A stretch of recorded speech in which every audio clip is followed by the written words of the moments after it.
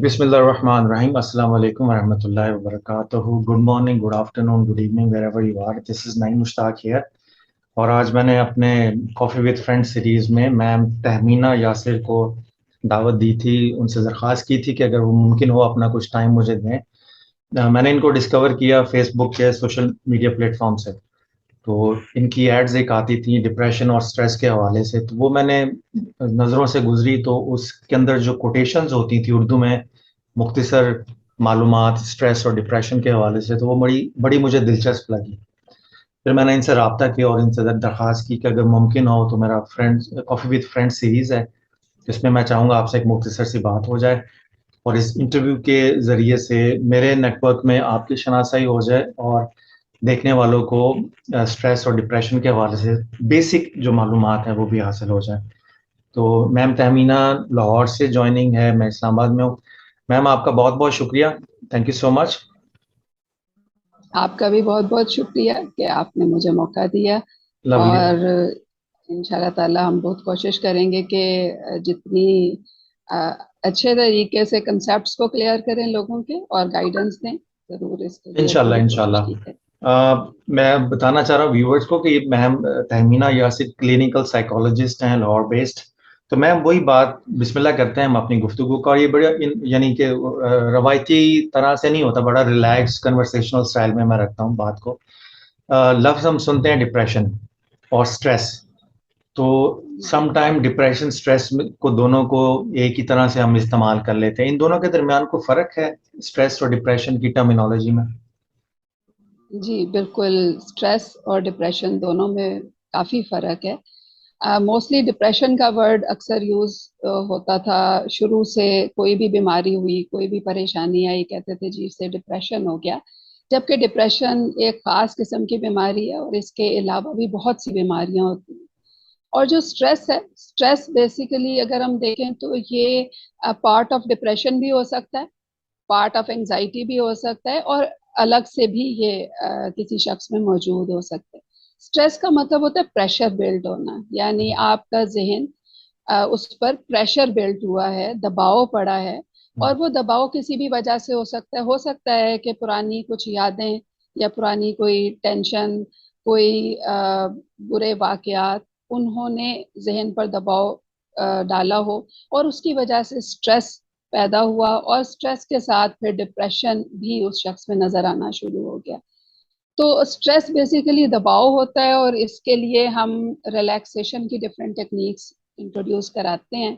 जहाँ तक डिप्रेशन की बात है, तो डिप्रेशन जो है वो पास्ट के साथ लिंक्ड होता है।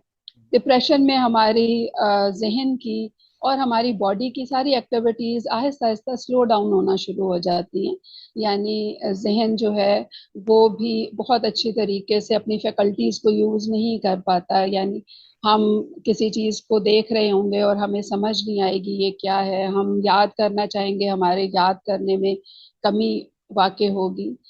जहन परेशान रहता है, सोचता रहता है, और उसके साथ साथ फिर उठने को दिल नहीं करता, मिलने को दिल नहीं करता। तो बेसिकली डिप्रेशन में हम इनएक्टिविटी की तरफ जा रहे होते हैं। हम्म। और उसके लिए भी यकीनन हम थेरेपी में बहुत सी ऐसी टेक्निक्स, ऐसे तरीके बताते हैं कि जिससे हम बेहतर से बेहतर हो जाएं। जी ओके, तो जो मैं समझा वो ये है कि स्ट्रेस एक इब्तदाई शक्ल होती है, और अगर इसको प्रॉपरली एड्रेस ना किया जाए तो आगे चल के ये डिप्रेशन में कन्वर्ट हो जाती है, डिप्रेशन या किसी और या साइकोलॉजिकल उसकी इशू, कोई और आगे एंजाइटी जो भी हो सकता है। एंजाइटी वगैरह। बिल्कुल। ठीक है, अब आपसे हाँ बात करके पता चलता है कि एंजाइटी स्ट्रेस और डिप्रेशन तीन मुख्तलिफ चीज़ें हैं। हम हाँ आमतौर पे जी बिल्कुल। परेशानी का लफ्ज इस्तेमाल करते हैं और उसमें सारी चीज़ें बंद कर देते हैं। बिल्कुल तो बिल्कुल ऐसा ही है कि जहनी मसाइल हैं तो जहनी मसाइल को एक नाम या सब नाम एक ही चीज को दे दिए जाते हैं।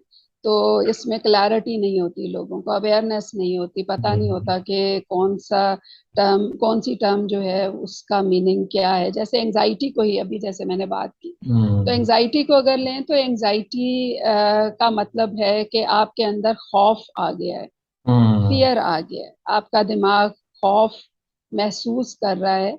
अब वो खौफ जो है वो डेली रूटीन के मुख्तलिफ कामों के हवाले से भी हो सकता है, जिसको हम वरीसम थिंकिंग के साथ भी लिंक कर देते हैं। हम्म। यानी ये काम ना हुआ तो क्या होगा, इतने टाइम तक करना है, नहीं किया तो क्या होगा।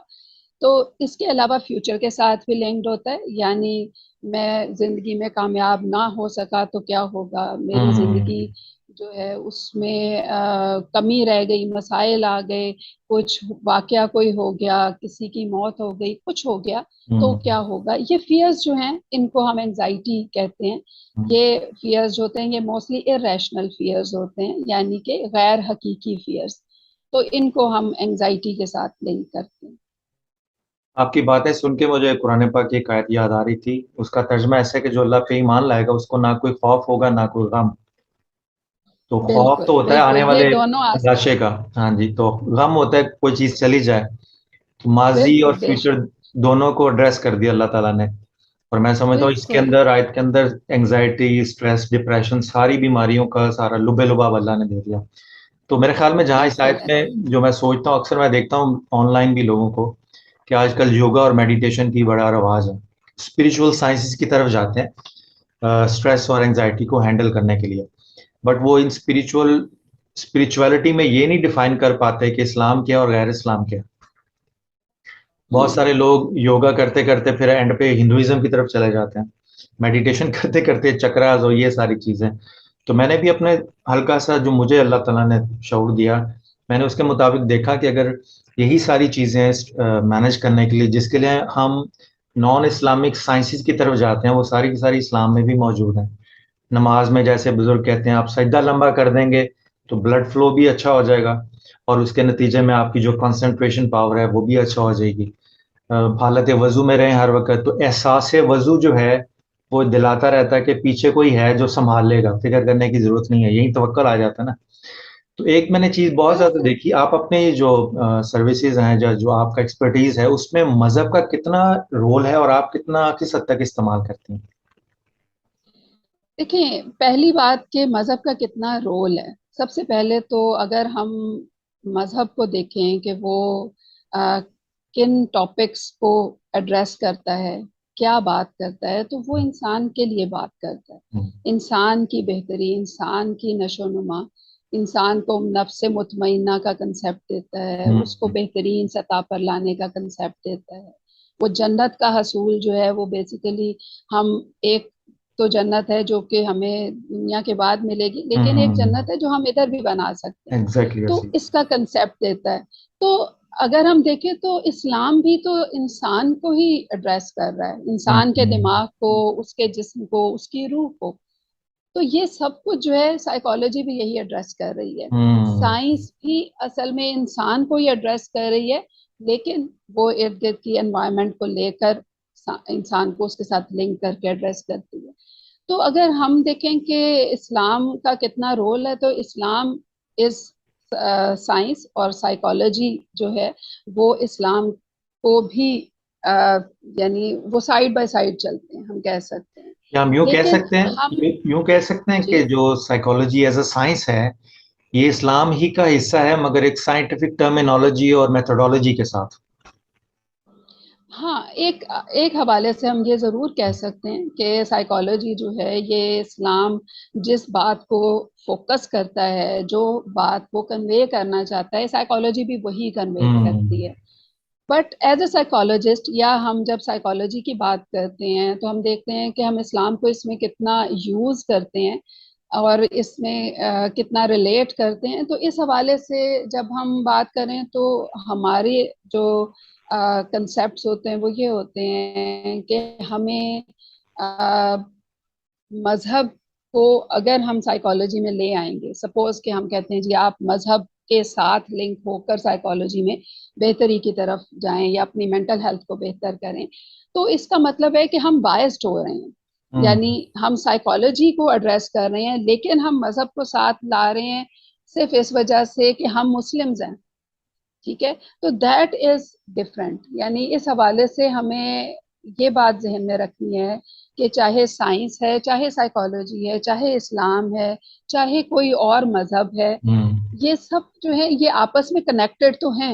हम्म। लेकिन इनको कनेक्टेड होने का ये मतलब नहीं है कि ओवरलैप कर जाए, साइड बाय यानी साइड चलने यानी की हम ये जरूरत समझें होती कि साइकोलॉजी को एक इलाज के तौर पे लें, है।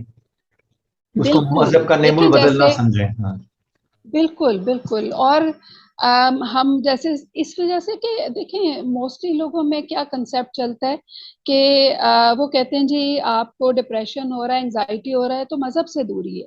ये हम्म। अब ओवरलैप कर गया ना, यानी अब इसमें साइड बाय साइड नहीं चल रहा, ये हाँ। ओवरलैप कर गया। हाँ। दैट मीन्स कि वो शख्स जो है जो कि पहले ही डिप्रेशन का शिकार है, वो और डिप्रेशन में चला जाए कि अच्छा मैं मजहब से दूर हो गया हूँ, इस वजह से मेरे अंदर ये मसाइल हैं। तो इस हवाले से हम लोग बहुत क्लियर होते हैं इस हवाले से कि हमें इस्लाम को अपनी प्रैक्टिस में इन्वॉल्व नहीं करना, साइड बाय साइड चले बिल्कुल। और बहुत सारी हमारी चीजें इस्लाम से लिंक्ड हैं, और इस्लाम में बहुत सारा कुछ है जो कि जहनी सेहत से लिंक्ड है। तो हम इनको साथ साथ रख सकते हैं, लेकिन इनको ओवरलैप नहीं करना चाहिए इसलिए कि उसमें नुकसान बड़ा है। अगर मैं आपकी बात को यूं रिपीट करूं जो मैं समझा हूं, जैसे हमें बुखार होता है तो हम अल्लाह पे तवक्कल करने के साथ साथ डॉक्टर के पास भी जाते हैं दवाई लेने के लिए। तो बिल्कुल साइकोलॉजी एज ए बिल्कुल मेडिसिन के तौर पे लें, मगर साथ साथ अल्लाह से राब्ता भी कनेक्ट करें ताकि उधर से भी एक्स्ट्रा डोज आपको मिले, जिससे आपका जो सेहतमंदी की तरफ सफर है वो ज्यादा बिल्कुल तेजी से तय हो जाए। क्योंकि मैंने देखा अक्सर लोग बिल्कुल। मजहब की वजह से भी डिप्रेशन में चले जाते हैं, जब लैक ऑफ नॉलेज हो, पता ना हो करना क्या है। तो साइकोलॉजी मैं समझता हूँ कि ये मजहबी का हिस्सा है, but it became a science with science scientific terminology. तो साइंस जो बात कह रही है मजहबी वो कह रहा है, बट साइंस ने आके उसको स्टेप्स में मेथोडोलॉजी में कन्वर्ट करके इसको एप्लीकेबल बना के एज अ मेडिसिन के तौर पे तो वो इंट्रोड्यूस करवा दिया। आपकी बात दुरुस्त है। कुछ लोग मजहब को रिप्लेस करते हैं जब मेडिसिन से, जैसे बुखार हो गया तो कहा जी पैनाडोल नहीं लेनी, आप सिर्फ नमाज पढ़ लें ठीक हो जाएगा। तो पैनाडोल लें और बिल्कुल। नमाज भी पढ़ें। हाँ बिल्कुल। देखिए इसमें फिर ये बात बड़ी अहम है कि आप नमाज पढ़ते हो या आप मजहब को इम्प्लीमेंट करते हो अपनी लाइफ में डिफरेंट हवालों से, तो बेसिकली वो भी आपकी जिंदगी को बेहतर बनाने के लिए, ठीक है ना। लेकिन अगर आप सिर्फ इसलिए इम्प्लीमेंट करते हो कि आपने ये सबूत पेश करना है कि मैं 5 वक्त का नमाजी हूँ, या आपने सबूत हम्म। पेश करना है कि मैं बहुत अच्छे काम करता हूँ, ज़कात देता हूँ, ये सारा कुछ करता हूँ, तो उससे आपको ज़हनी सुकून नहीं मिलता है। हम्म। तो असल में उसका भी एसेंस जो है, अगर हम हम्म। देखें उन चीजों का एसेंस जो है वो ज़हनी सुकून है। ऐसे ही। इसी वजह से ये दोनों हम कहते हैं कि साइड बाय साइड है। हमारा जो साइकोलॉजी है इसका भी एसेंस जो है वो ज़हनी सुकून है, हम्म। इंसान मुतमईन जिंदगी गुजारे। ये कैसे मुमकिन है? उसके हम्म। लिए हम जिस हवाले से एड्रेस करते हैं वो होता है कि हमने ब्रेन को, ब्रेन के मैकेनिज्म्स को, उसकी हम्म। फंक्शनिंग को, उसको सामने रखते हुए उसको एड्रेस करके हमने उसमें सॉल्यूशंस निकालने होते हैं। हम्म। लेकिन साथ साथ अगर मजहब को देखें तो मजहब जो है वो जहन की नशो नमान में अदरवाइज बहुत ज्यादा हेल्प करता है। तो दोनों हम्म। साथ साथ चल सकते हैं, लेकिन हम इन्हें ओवरलैप नहीं कर सकते। और हम बेसिकली ये भी ये कह सकते हैं कि जिस तरह कमजोर साइकोलॉजिस्ट हो तो मरीज का मर्ज बढ़ जाता है, इसी तरह अगर कमजोर कोई आलिम दीन हो तो मजहब में जाने की बजाय बंदा और खराबी की तरफ चला जाता है।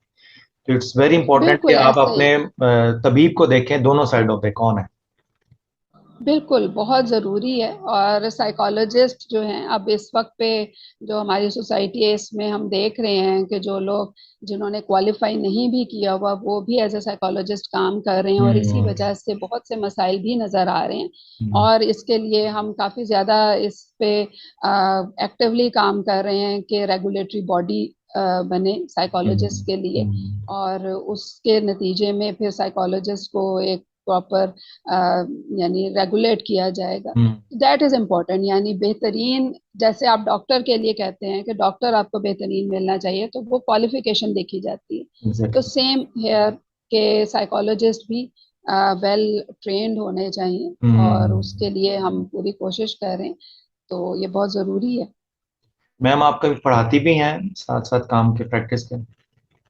जी बिल्कुल। एक तो मेरा जो अपना काम है वो ऑनलाइन एक हम्म। सेटअप है मेरा, हम्म। बेटर लाइफ साइकोलॉजिकल सर्विसेज का। ओके। और उसके अंदर मैं तकरीबन 2011-12 से काम कर रही हूँ अच्छा। ऑनलाइन। हम्म। और उसमें मैं टीच करती हूँ, एक तो मेरा ये काम है। जैसे कि अभी रिसेंटली मेरा जो 16th बैच उसका कंप्लीट हुआ है। साइकोलॉजिस्ट को मैं टीच करती हूँ उनको। मेरी जो एक्सपर्टीज है वो है cognitive behaviour therapy, CBT. CBT. तो सीबीटी। मैं, हाँ बिल्कुल, तो सीबीटी मैं उन्हें ट्रेन करती हूँ, सीबीटी उन्हें पढ़ाती हूँ, सिखाती हूँ, प्रैक्टिस करवाती हूँ। एक तो मेरा ये काम है। इसके अलावा मैं डिफरेंट यूनिवर्सिटीज में टीच भी करती हूँ, जैसे कि यूनिवर्सिटी ऑफ लाहौर में विजिटिंग में करती हूँ, इसलिए कि मेरा अपना काम बहुत टायरिंग है और बहुत जी। ज़्यादा हम्म। टाइम लेता है मेरा। तो विजिटिंग में मैं यूनिवर्सिटी ऑफ लाहौर में भी पढ़ाती हूँ, सुपेरियर यूनिवर्सिटी में पढ़ाती हूँ, लॉ के स्टूडेंट्स को भी पढ़ाती हूँ, साइकोलॉजी के स्टूडेंट्स को भी पढ़ाती हूँ, और माशाल्लाह। दूसरे बिजनेस के और दूसरे उनको भी करती हूँ। तो ओवरऑल इस तरह से मेरा टीचिंग का भी है। इसके अलावा गेस्ट स्पीकर के तौर पे या गेस्ट एग्जामिनर के तौर पे या इस तरह से डिफरेंट यूनिवर्सिटीज के साथ कनेक्शन हम्म। रहता है। हम्म। तो घर में एज अ साइकोलॉजिस्ट आप साइकोलॉजी पढ़ाती भी हैं और समझती भी हैं, तो घर में ज्यादा रोब आपका ही होगा मेरे ख्याल में। देखिए, घर में वो कहते हैं ना कि डॉक्टर जो है वो भी अपने घर का इलाज नहीं कर सकता, वैसे तो साइकोलॉजिस्ट भी अपने घर का इलाज नहीं कर सकता। हाँ, ये जरूर है कि बीइंग अ साइकोलॉजिस्ट, मैं ये फील करती हूँ कि जब आप अपने घर को, घर में अपने बच्चों को, अपनी फैमिली को ऑफ एंड ऑन आते जाते, जब आप छोटी छोटी टिप्स दे रहे होते हैं, गाइडेंस दे रहे होते हैं, हम्म। कंसेप्ट्स की क्लैरिटी हो रही होती है, यानी गॉसिप के बजाय आप एक बेहतर सोच को डिस्कस कर रहे होते हैं, जैसे कि हम्म। लिटरली लोग अदरवाइज भी कर रहे होते हैं, तो हम एज ए साइकोलॉजिस्ट उनको छोटी छोटी टिप्स के, अच्छा अगर आप टेंस हो रहे हो कि चलो रिलैक्स करते हैं, तो इस तरह से जो हम करते हैं तो उससे बहुत फर्क पड़ जाता है, जिसका मेरे बच्चे भी कई दफा जिक्र करते हैं। मेरी हम्म। बेटी एक डॉक्टर बन रही है, तो माशाल्लाह। वो कई दफा जिक्र करती है इसका कि उसकी फ्रेंड्स भी उसे कहती हैं कि आपकी तो अम्मी साइकोलॉजिस्ट हैं, तो आपको तो पता है, पहले आपसे ही हम पूछते हैं कि बताओ अब ये वाला मसला हो रहा है तो अब क्या करना चाहिए। हम्म। तो ये एक है बिल्कुल, लेकिन अगर कोई इशू हो जाए, बड़ा इशू कोई हो जाए, हम्म। तो उसके लिए हमें भी फिर किसी दूसरे साइकोलॉजिस्ट को ही देखना होता है, देखना पड़ता ताकि है। हम बायस्ड ना हो सके ना। यानी देखें, हम्म। जब मैं खुद करूंगी तो मैं बायस्ड हो जाऊंगी, मेरे बच्चे हैं, मेरी फैमिली है, तो हम्म। दैट इज बेटर के कोई और साइकोलॉजिस्ट हैंडल करे। बायसनेस नहीं और होनी फिर चाहिए एक हमारी। एक कॉन्सेप्ट भी होता है ना डॉक्टर का, तो घर में हो तो उसकी वैल्यू नहीं होती, बाहर वाला आ जाता है। हाँ बिल्कुल, ऐसे ही है, ऐसे ही। अच्छा ये बताएं मैम, आजकल मोटिवेशनल स्पीकिंग का दौर है हर जगह आप, यानी कि जो भी पर्दा उठाएं बीच में से चार मोटिवेशनल स्पीकर निकल आते हैं, और हर एक का हाँ कोशिश होती है कि वही ज़हनी सुकून प्रोवाइड किया जाए। बट मैंने देखा बहुत सारे मोटिवेशनल स्पीकर ऐसे भी हैं माशाल्लाह, जो सर दर्द देने में बहुत माहिर हैं। बिल्कुल, सर का दर्द निकालने में कम है और देने में, भरने में ज्यादा है।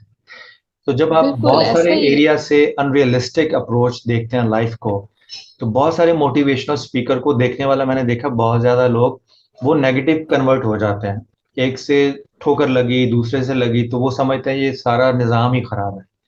तो बहुत सारे लोग ऐसे ही है। मोटिवेशनल स्पीकर को सुनते सुनते वो नेगेटिव पर्सनालिटी डेवलप कर लेते हैं। तो जो हमारे मोटिवेशनल बिल्कुल। स्पीकर हैं या जो सुनने वाले हैं इस तरह की गुफ्तगू को, मोटिवेशनल स्पीकिंग को, उनके लिए आप क्या एडवाइस करेंगी कि जब आप साइकोलॉजी को, सेल्फ हेल्प साइकोलॉजी को लें, तो उसमें क्या चीज़ों का ज़हन में रखें कि इसके जो बोलने वाले की कम इल्मी के असरात से भी बचें और अपने आप को सेहतमंद रखते हुए इस मैदान में भी आगे ग्रो करते रहें? देखिए, सबसे पहला काम जो कि ज़रूरी है इस वक्त पे वो ये है कि जो शख्स जिस चीज़ में स्पेशलाइज्ड है उसको उसी को लेकर आगे चलना चाहिए। ठीक है। ठीक है ना। जैसे सपोज इस वक्त पे हम देखते हैं कई लोग मुख्तलिफ फील्ड्स के हैं, लेकिन वो मोटिवेशनल स्पीकर बन रहे हैं। हम्म। इवन कई रिलीजियस स्कॉलर्स जो हैं वो भी ऐसे ही है। मोटिवेशनल स्पीकर बन जाते हैं। तो बेसिकली मोटिवेशनल स्पीकर बनने में इतना इशू नहीं है, अगर आप मोटिवेशन को ही फोकस करते हो। यानी सपोज कि अगर कोई शख्स इंग्लिश में उसने क्वालिफाई किया हुआ है, he is good at English, तो हम्म। वो इंग्लिश में मोटिवेशनल स्पीकर के तौर पे वो मोटिवेशन देना चाहता है, लोगों को इम्प्रूव, उनकी ओवरऑल लाइफ को इम्प्रूव जी। करना चाहता है, दैट इज गुड, हम्म। करना चाहिए। लेकिन जो हमने इस वक्त पे ऑब्जर्व किया वो ये कि वो जो लोग भी मोटिवेशन पे फोकस करते हैं वो मेंटल हेल्थ को बीच में जरूर ले आते हैं, और वो बताते हैं कि जी हम डिप्रेशन, एंजाइटी, ओसीडी सारे इश्यूज हम खत्म कर देंगे, सब ठीक हम्म हो जाता है। मोटिवेशन की सिर्फ जरूरत है, आप मोटिवेटेड हो जाए तो सब काम ठीक हो जाते हैं। हम्म। यानी बेसिकली हम अगर कहें कि सपोज के एक मोटिवेशनल स्पीकर जो है वो कहे कि जी आपको आईबीएस है तो आईबीएस भी मोटिवेशनल स्पीकर ही ठीक कर देगा, तो दैट इज रॉन्ग। लेकिन यानी यानी मेंटल हेल्थ पे हम वो ये इस कह तरह सकते से हैं, हम ये कह सकते हैं ये ऐसे डॉक्टर हैं जो हर मर्ज की दवा पैनाडोल दे के कहते हैं ठीक हो जाएगी। बिल्कुल बिल्कुल ऐसा ही है। तो ये ज्यादती हो जाती है, और इसी ज्यादती की वजह से सपोज के एक मोटिवेशनल स्पीकर है जो कई हैं जिनको कि मैं नाम नहीं ले सकती, लेकिन कई हैं जो कि ये बात करते हैं कि जी आपको डिप्रेशन है, डिप्रेशन इस तरह से होता है और डिप्रेशन में ये होता है और आप डिप्रेशन का इलाज कर सकते हैं, जस्ट आप अपने आप को रिलैक्स करें, आप बाहर निकल जाएं, सैर करें, ये करें वो करें। यानी इसमें मेनली अगर वो इस बात को इम्पोर्टेंस देते हैं कि आप रिलैक्स करें, दैट इज गुड।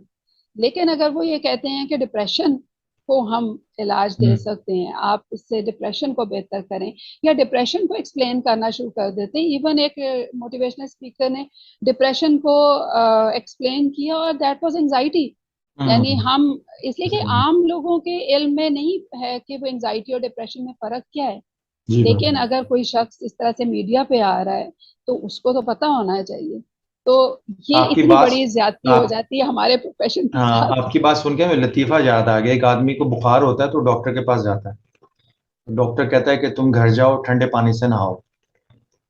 तो वो गालिबन कहता है मैं नहाया तो मुझे नमूनिया हो जाएगा। तो कहते हैं हाँ, मैं इसलिए कह रहा हूँ ना कि मेरे पास नमूनिया की दवाई है, बुखार की नहीं है। तो इसी तरह बहुत सारे बिल्कुल ऐसा ही मोटिवेशनल स्पीकर पहले बीमारी को ढूंढते हैं, नहीं भी होती ना, पैदा करके बताते हैं कि ये आप में है, क्योंकि जो जो उनके बिल्कुल। पास बोलने का मवाद है, कट एंड पेस्ट का, कॉपी का। मैंने हाँ जो फील किया है कि सीबीटी जो मैंने किताबें पढ़ी हैं और बाकी जो, कि अल्टीमेटली स्ट्रेस, डिप्रेशन और एग्जाइटी, साइकोलॉजिस्ट हो या कोई भी खैरखा हो, वो हमेशा आपको असिस्ट करने की हद तक असिस्ट कर सकता है। अल्टीमेट आपने अपनी विल पावर के साथ, एक्सटर्नल असिस्टेंस के साथ अपनी उस जद्दोजहद पे काबू पाना होता है। तो इसलिए जहाद बिल्कुल अकबर की टर्मिनोलॉजी यूज हुई है कि अपने साथ जब तक आप खुद तहिया नहीं करेंगे, साइकोलॉजिस्ट भी मदद नहीं कर सकता।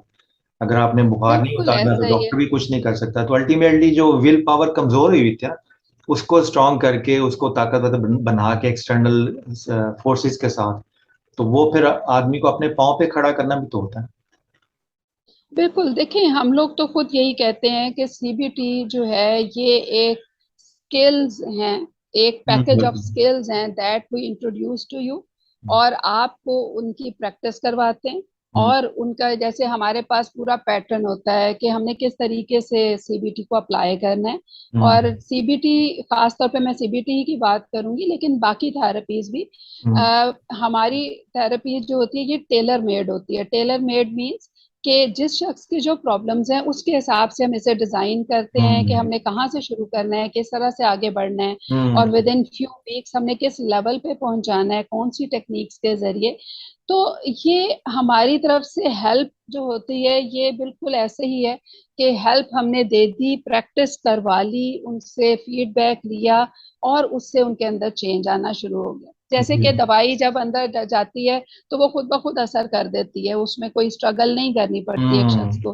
लेकिन इसमें उसे थोड़ी सी स्ट्रगल करनी पड़ती है, बट ये स्ट्रगल जो होती है ये फॉर द होल लाइफ होती है, लाइफ लॉन्ग चलती है। हम्म। इसलिए कि एक दफा आपको एक स्किल मिल गई, जिसने एक दफा चलना सीख लिया तो वो हाँ, चलेगा ही चलेगा। चलेगा वो चलेगा। ऐसा नहीं होगा कि अगली दफा फिर सोचे कि अब मैं कैसे चलूं।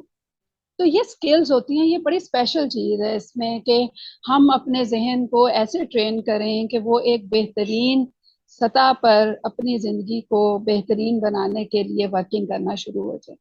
That is very important. Hmm. Ma'am, हमारे यहाँ जो आजकल के वालदेन हैं, आजकल के बच्चे, हमारे दौर में जब सोशल मीडिया इतना नहीं था, आजकल सोशल मीडिया भी बहुत है। तो बच्चों को आप क्या एडवाइस, पेरेंट्स को क्या एडवाइस करना चाहेंगे कि बच्चों की तरबियत के हवाले से वो कौन सी अप्रोच को ज़्यादा अडॉप्ट करें कि बच्चों की सोशल मीडिया से इन्फ्लुएंस भी ख़त्म हो क्योंकि बच्चे इतने कनेक्टेड हैं through computer, through mobile phones, कि अगर हम कहीं बिल्कुल ही डिस्कनेक्ट हो जाए तो वो भी बहुत सख्त रिएक्शन देता है। तो वालिदैन को इस देखें शक्ल में कि इस इसमें, बैलेंस को कैसे मैनेज करें?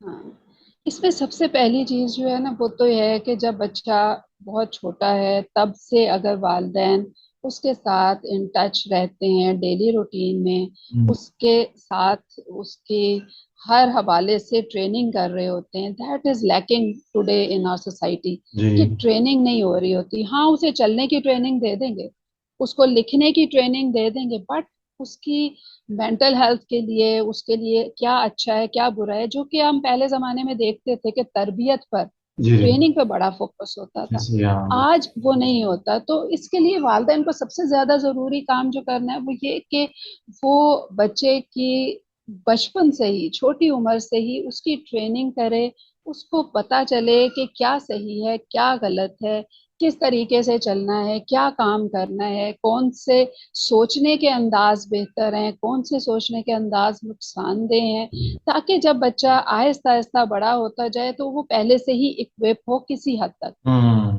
फिर दूसरा उसके बाद आ जाता है कि जब सोशल मीडिया तक उसकी रसाई हो गई तो हम्म। उस वक्त पे वो क्या करे। अब देखें, जब सोशल मीडिया तक रसाई हुई तो उस वक्त पर चेक एंड बैलेंस तो जरूरी है, इसलिए कि बच्चों की वो एज, टीन एज हम्म। में मोस्टली लोग दे देते हैं। तो वो एज ऐसी होती है जिस वक्त पर के बच्चे जो हैं बहुत सी अट्रैक्शंस होती हैं उनके इर्द, जिनकी तरफ वो इंक्लाइंड हो जाते हैं, हम्म। और वो उनके अंदर चांसेस होते हैं कि वो गलत साइड पर ना निकल जाएं। हम्म। तो चेक एंड बैलेंस जो है वो एक वालिदैन होते हैं जो कि यानी उनको ऑर्डर देकर करते हैं, सपोज कि ये तुमने नहीं करना, ये करना है ये इस तरह से, और उसके बाद बहुत सख्त हो जाते हैं। और दूसरी तरफ वो वालिदैन होते हैं जो परमिसिव होते हैं, यानी कि वो बिल्कुल लीनियंट हो जाते हैं, वो कहते हैं हाँ जी ले लो जो मर्जी करो, हमें तुम पे भरोसा है, तुम सही करोगे। हम्म। हमें बैलेंस रखना होता है, हमें हर हवाले से बैलेंस रखना होता है। तो इसमें बैलेंस किस तरह से आ सकता है, यानी बच्चों को पता हो कि this is the limit that they shouldn't cross. तो हम्म। ये लिमिट अगर उन्होंने क्रॉस कर दी तो देन उनको इस पर जो हम कहते हैं कि जो भी बिहेवियर होता है उसको हम री इन्फोर्स कर रहे होते हैं ना। हम्म। अगर कोई सख्ती से उसे रोकेगा तो उसका वो बिहेवियर री इन्फोर्स कर रहा है कि वो फिर उससे छुप के करेगा। ठीक है ना, हम्म। जो अथॉरिटेटिव बिहेवियर पेरेंट्स होते हैं। और अगर कोई बिल्कुल लीनियंट होके छोड़ दिया किसी ने तो वो फिर बच्चा जो है वो अपनी मर्जी से करेगा सब कुछ। हमने क्या री इन्फोर्स करना होता है, हमने ये करना होता है कि देखो जी बेटा आप ये कुछ इतने टाइम के लिए आप ये कर सकते हो। ठीक है, सोशल मीडिया यूज करना है, you can use it, but these are the sites you can go and watch. और इन और इतना टाइम, टाइम लिमिट जरूर लगानी चाहिए।